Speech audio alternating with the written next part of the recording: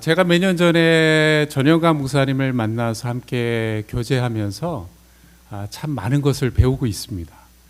성품이 참 좋으시고 누가 봐도 천상 목사님이다 라는 생각을 할 만큼 참 귀한 분이라는 생각을 제가 하고 있습니다. 성함부터가 얼마나 은혜스러운지 몰라요. 전 영광, 모든 영광을 하나님께 올려드립니다.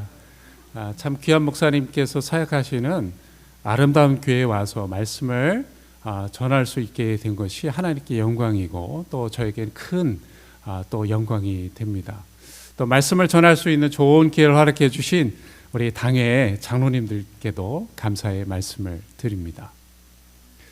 여러분, 교회는 어떠한 곳이 되어야 할까요? 세상은 조건을 가지고 사람을 평가합니다. 외모나 사회적인 지위를 가지고 사람을 평가합니다. 그래서 사람을 만나면 직업이 무엇입니까? 그 회사에서 직책이 무엇입니까에 사람들은 질문을 하고 관심을 많이 갖지요. 또한 세상은 재산으로 사람을 평가합니다. 재산이 많고 적음을 가지고 사람을 구분하고 차별하기도 합니다. 이렇듯 세상은 성별이나 나이나 외모나 직업이나 정치적인 성향 등으로 사람들을 구분지어서 사람들을 높이기도 하고 무시하기도 합니다. 그러나 교회는 세상의 기준을 따라가지 말아야 합니다. 교회는 세상의 기준들을 내려놓고 하나님께서 바라보시는 눈으로 하나님의 시선으로 다른 사람들을 바라보아야 합니다. 독일의 신학자였던 본헤프는 이런 이야기를 했어요. 교회는 그리스도의 존재가 세상 속에서 계속되는 모습이다.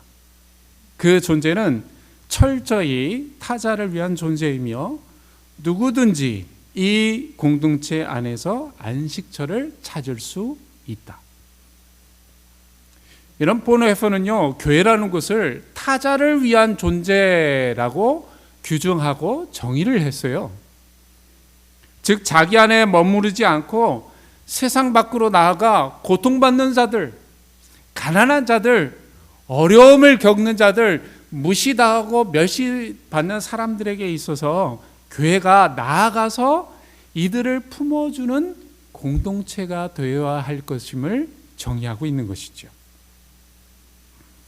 누구든지 어떠한 모습으로 오든지 따뜻하게 맞아주고 품어주는 곳, 그것이 바로 하나님이 기뻐하시는 교회 공동체의 참된 모습인 것입니다.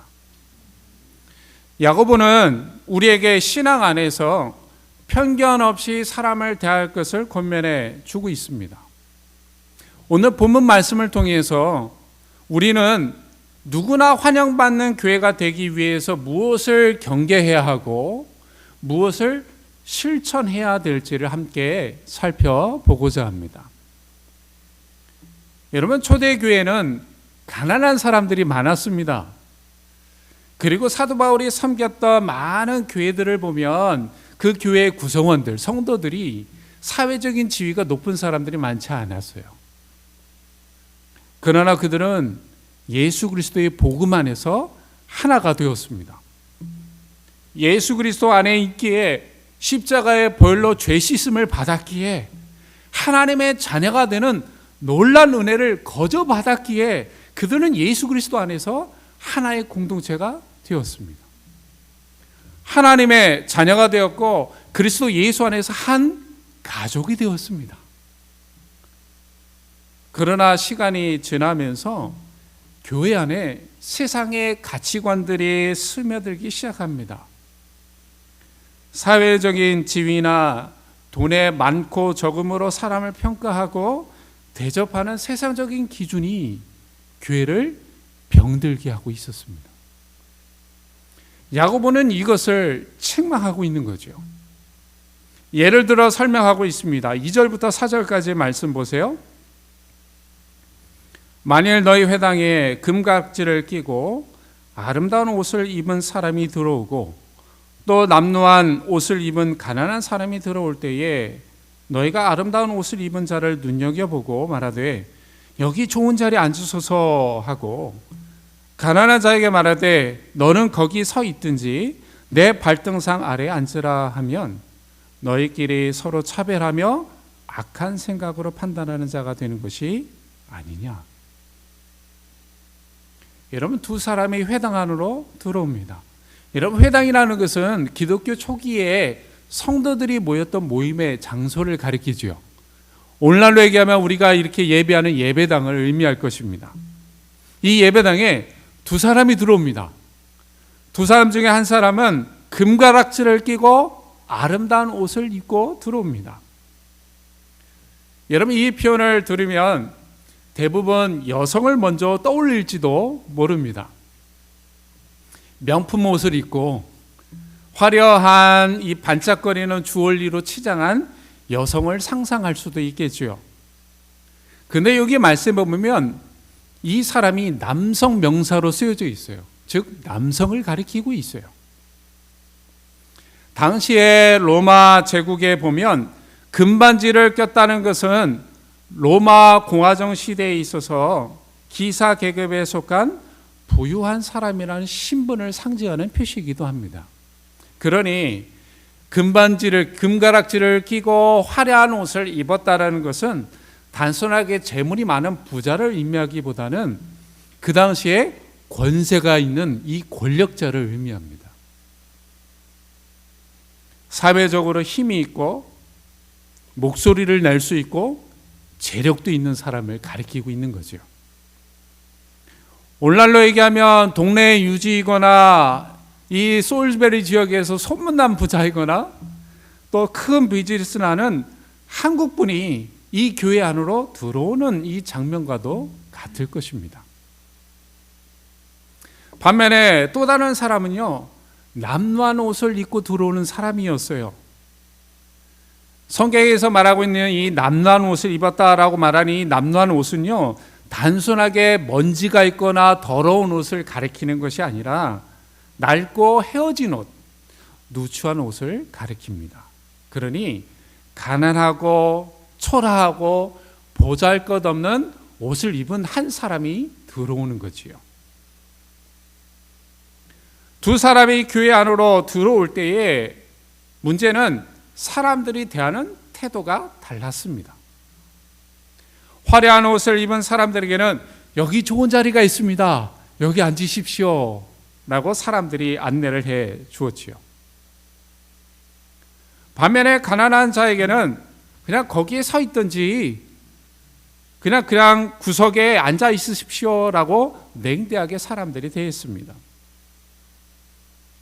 그런데 야고보는 이것이 성도들끼리 차별하는 악한 행동이다라고 책망하고 있어요. 여러분, 세상에서 지위 있는 사람들이 모임에 방문하게 되면 상석을 미리 준비하기 마련이지요. 앞자리에 reserved 아니면 special seat 아니면 VIP라는 표시를 만들어서 특별석을 준비합니다.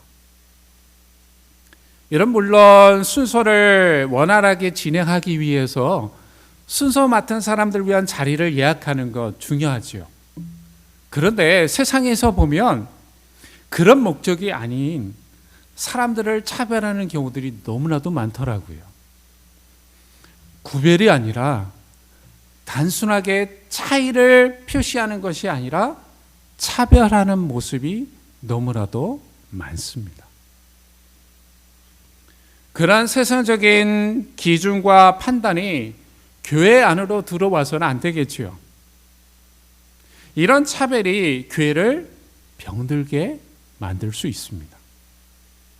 이런 모습 때문에 세상에서 상처받는 사람들이 교회 와서 더 큰 상처를 받습니다. 교회에 오니 세상과 별반 다를 것이 없구나. 아니, 교회가 이러도 되는 거야? 세상하고 전혀 차이가 없네.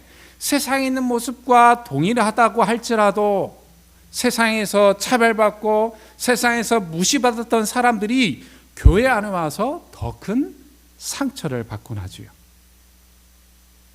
여러분, 이것은 예수님께서 가르쳐 주신 사랑이 절대로 아닙니다. 교회 안에서 사회적인 지위나 부의 정도에 따라, 재산의 정도에 따라 사람을 차별해서는 안 될 것입니다. 여러분, 1절 말씀 보세요. 우리 1절 말씀 우리 같이 한번 읽겠습니다. 시작. 내 형제들아, 영광의 주 곧 우리 주 예수 그리스도에 대한 믿음을 너희가 가졌으니 사람을 차별하여 대하지 말라. 영광의 주, 우리 주 예수 그리스도에 대한 믿음을 너희가 가졌다면, 너희 안에 그리스도의 새 생명이 있다면, 그리스도의 보혈로 새 사람이 되었다면 어떻게 해야 된다고요? 차별하지 말라라고 이야기하고 있어요. 교회는 누구나 하나님의 형상대로 지음받은 존귀한 존재로서 동등하게 사랑받고 동등하게 존중을 받는 존재로 취급을 받아야 합니다. 존중을 받아야 합니다.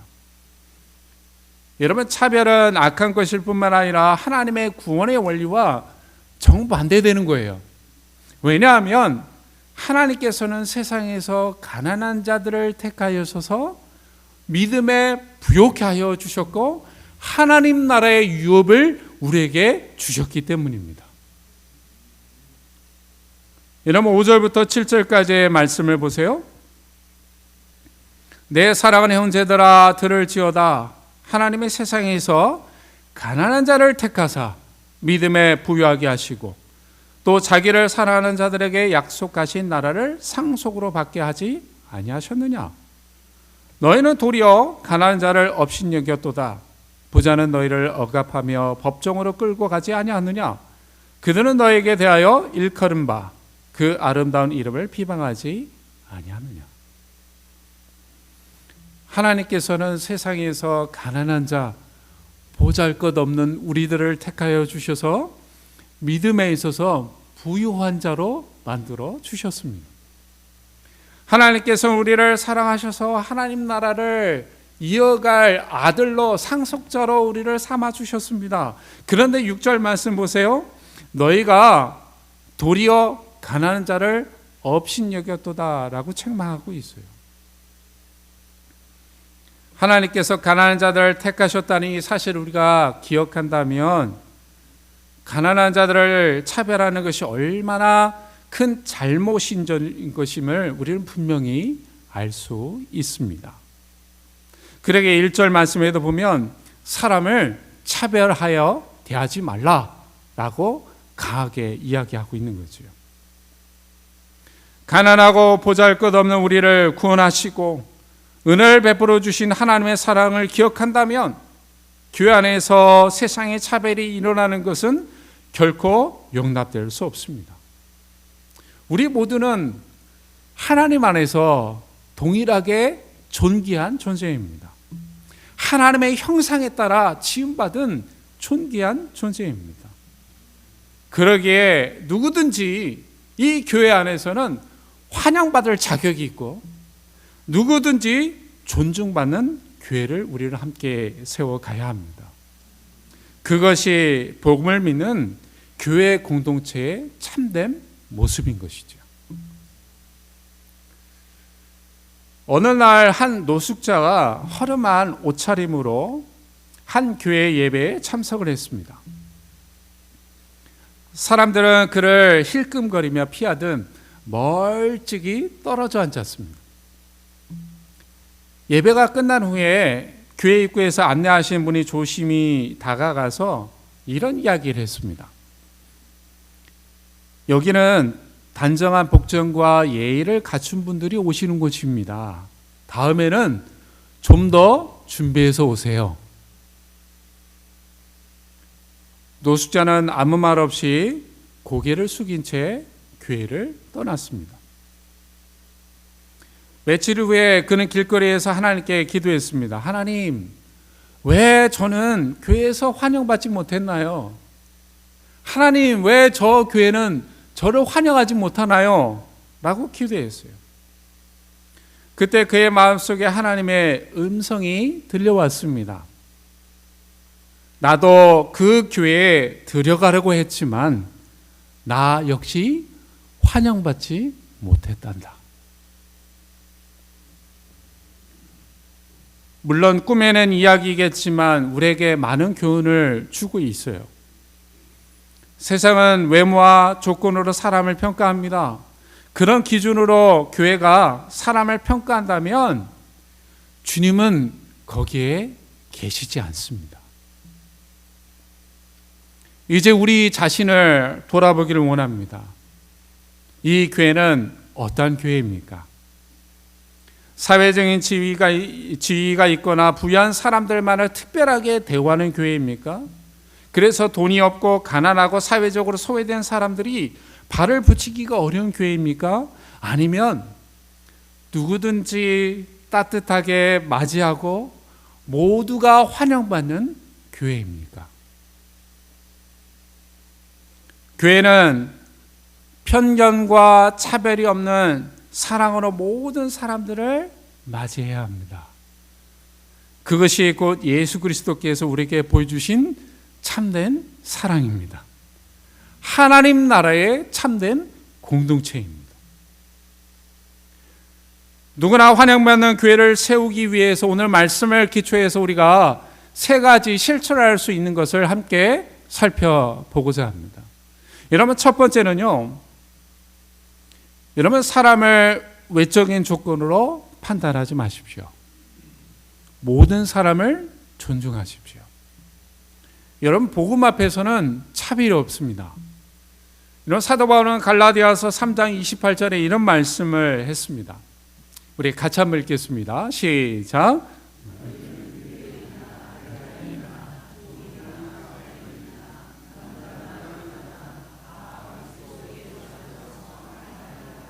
아멘. 그리스도 예수 안에서 성별의 차별이 없다는 거예요. 종이든 자유인이든 사회적인 신분의 차별이 없다는 거예요. 인종적인 차별이 없다는 거예요. 재산의 차별이 없다는 거예요. 정치적으로 보수이든 요즘은 중간이 없잖아요. 보수이든 진보이든 상관없다는 거예요. 그것으로 사람을 차별해서는 안 된다는 거예요. 예수 그리스도 안에서 우리는 인종이나 나이나 학벌이나 경제적인 능력이나 이런 것들로 서로를 평가하지 말아야 한다는 것입니다. 왜냐하면 예수 그리스도의 십자가의 보혈이 우리 사회 가운데 막혀져 있는 담을 이미 헐어버려요. 이 우리 모두가 다 예수 그리스도 안에서 하나가 되었기 때문입니다. 여러분, 어떤 교회는 의사 직업을 가지고 계신 분들이 70-80% 된다고 해서 우리 교회는 엘리트 교회입니다라고 자랑하시는 분을 제가 본 적이 있었습니다. 물론 지역적인 특성 때문에 그럴 수도 있어요. 그 지역에 의료기관이 많아서 의사라는 직업을 가지신 분들이 많을 수 있습니다. 그런데 그런 이유가 아니고 의사라는 직업을 가지신 분이 아닌 사람이 들어가기 힘든 장벽이 있다면 그 교회는 결코 건강한 교회가 아닙니다. 의사 직업이 없는 분들이 불편하고 차별을 받는다면 그 교회는 하나님이 기뻐하시는 교회가 아닌 것이죠. 마찬가지로 젊은 사람들이 많아서 연세 드신 분들이 적응하기 힘든 교회가 있다면 그 교회 또한 건강한 교회가 아닙니다. 반대로 연세가 많으신 분들이 많아서 젊은 세대들이 들어오기 힘든 그런 교회라면, 그런 분위기라면 그것도 문제가 되겠지요. 여러분, 교회의 문턱은 낮아야 합니다. 교회의 문턱이 어떻게 된다고요? 낮아야 합니다. 다양한 사람들이 쉽게 들어올 수 있는 교회가 되어야 합니다. 모두가 환영받는 교회가 되어야 합니다. 배운 사람이든 그렇지 못한 사람이든 부유한 사람이든 가난한 사람이든 안정된 직업을 갖고 있는 사람이든 그렇지 않든 남자이든 여자이든 나이가 많든 적든 상관없이 누구든지 들어와서 환영받는 교회가 되어야 합니다. 우리는 예수 그리스도의 십자가의 은혜로 구원받은 사람들이에요. 우리의 조건을 보시고 하나님께서 우리를 구원하지 않으셨어요. 우리를 그저 있는 모습 그대로, 우리가 아직 죄인 되었을 때에 주님은 우리를 허락하시고 받아주시고 예수 그리스도의 십자가의 은혜로 우리를 자녀 삼아 주셨습니다. 조건을 보셨다면 저는 이미 탈락된 사람이에요. 주님께서는 우리의 세상적인 조건과 세상적인 외모로 우리를 판단하지 아니하시고 우리를 선택하여 주셔서 하나님의 자녀 삼아 주셨어요. 그 사랑을 우리는 거저 받았습니다. 그래서 우리는 그 사랑으로 다른 사람을 사랑하는 것입니다. 하나님 안에서 하나님이 주신 마음을 가지고 하나님의 시선을 가지고 다른 사람들을 바라보는 것입니다. 여러분, 그래요. 교회 안에서 보면 다양한 차이들이 있어요. 연세들의 이 다양함이 있습니다. 나이의 차이가 있고요, 성별의 차이가 있고, 또 미국에 언제 왔느냐, 이곳에 언제 이사 왔느냐에 따라 문화적인 차이도 있을 수 있어요. 차이는 있어도 우리 가운데 차별은 없어야 합니다. 학력이 높고 재산이 많으신 분들만이 장로가 되고 권사가 되고 안수집사가 돼서 교회 직분을 받아 섬기는 것이 아니라 하나님을 정말로 사랑하고 교회를 사랑하는 열정만 있다면 누구든지 섬길 수 있는 그런 교회가 되어야 합니다. 환영받고 사랑받고 존중받는 교회가 되어야 합니다. 두 번째로 오늘 말씀을 통해 우리가 배울 수 있는 교훈은요, 여러분, 교회 안에서 낯선 사람들이거나 잘 모르는 사람들을 만나면 여러분 먼저 다가가서 따뜻하게 인사해 보십시오. 여러분, 두 번째로 써져 있는 이 문장 가운데 중요한 단어가 있어요. 그 단어는 먼저라는 단어예요. 우리가 먼저 다가가야 합니다. 낯선 사람들이 있다면 우리가 기다리는 것이 아니라 그 사람이 내게 찾아와서 안녕하세요라고 인사하는 것이 아니라 나이가 어리니까 먼저 인사해야지라는 생각이 아니라 우리가 먼저 다가가서 인사해야 합니다. 먼저 안아주고 먼저 품어주고 먼저 환영해 주어야 합니다. 새로운 사람을 만나면 외모로 그 사람들을 평가하거나 그분들의 직장을 물어보거나 뭐하다 왔는지 꼬치꼬치 묻는 것이 아니라 그저 그 한 사람이 귀해서 찾아가서 인사하는 것입니다. 잘 오셨습니다. 반갑습니다. 저는 솔즈베리 한인장로교회 아무아무개 장로이고 아무아무개 권사이고 집사입니다. 환영합니다. 잘 오셨습니다. 잘 지내봅시다 라고 환영해 주는 것입니다. 이렇게 따뜻하게 말 한마디를 건네는 것만으로도 그 사람은 하나님의 사랑을 느끼게 될 것입니다. 여러분, 세 번째로 오늘 말씀을 통해서 우리가 배우고자 하는 것은요, 여러분, 교회가 모두를 환영받는 이 문화를 만들어 가야 합니다. 저 같은 목사가 먼저 실천하는 것도 중요합니다. 물론 교회 리더 되시는 장로님들이나 권사님들 또 안수집사님들께서 먼저 솔선수범하는 것이 필요하겠지요. 그러나 그것만으로 부족해요. 충분하지 않습니다. 교회 모든 성도가 함께 만들어 가야 합니다. 모든 성도가 힘을 합하여 누구나 환영받는 교회를 세워가야 합니다. 예수님께서 우리를 조건 없이 받아주신 것처럼 여러분, 우리도 조건 없이 사람들을 맞아주고 환영해주고 품어주는 그런 문화를 모든 성도들이 힘을 합하여 만들어 가야 합니다. 어제 장로님들과 식사하면서 이런 얘기를 들었습니다. 이 솔즈베리 지역 가운데에 아직 교회를 다니지 않는 이 전도 대상자들이 한 60에서 70% 된다는 이야기를 들었어요. 아직도 교회를 안 다니거나 예수 그리스도를 믿지 않는 사람들이 이렇게 많다는 거예요. 우리가 세상에 나아가 그들을 환영해 주어야 합니다. 품어 주어야 합니다. 그들을 예수 그리스도의 사랑으로 덮어주고 안아주어서 그들이 예수 그리스도의 사랑으로 변화될 수 있도록 그들을 인도해 주는 사명이 이 교회 안에 있을 것입니다. 제가 전에 사역하는 교회에서 있었던 일이에요. 송구 영신 예배를 드리던 날, 성도들이 새해 첫날 첫 시간을 하나님께 드리기 위해서 정성껏 마음을 다하여 예배하고 있었을 때였습니다. 시간이 새벽 한 12시 30분 정도 되었던 것 같아요. 한 남성분이 비틀거리면서 예배당 안으로 들어왔습니다. 풀어 헤쳐진 와이셔츠와 넥타이, 또 머리가 헝클어져 있는 모습, 그리고 비틀거리는 걸음걸이에서 그분이 술에 정말로 많이 취했구나라는 것을 단번에 알 수 있었습니다. 제가 입구에서 안내를 맡고 있었는데요, 그분에게 다가갔더니 그분은 혀가 꼬인 말투로 저에게 물어보았습니다. 축도는 아직 안 끝났지요? 네, 아직 예배를 드리고 있습니다. 그러자 그분은 다행입니다 라는 안도의 한숨을 쉬고는 조용히 예배당으로 들어갔습니다.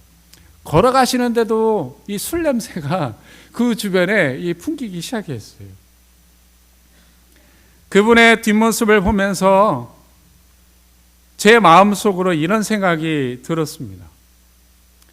직장 동료들이나 또 친구들과 연말 회식을 하고 술에 거하게 취하신 것 같은데, 술에 취하면 곱게 집에 나가시지, 저 모양으로 교회를 오셔서 예배당 안에 술 냄새 풀풀 풍기면서 말이야. 그런데 제가 오늘 이 말씀을 준비하면서 그때 저를 깊이 되돌아보며 회개하게 됐습니다.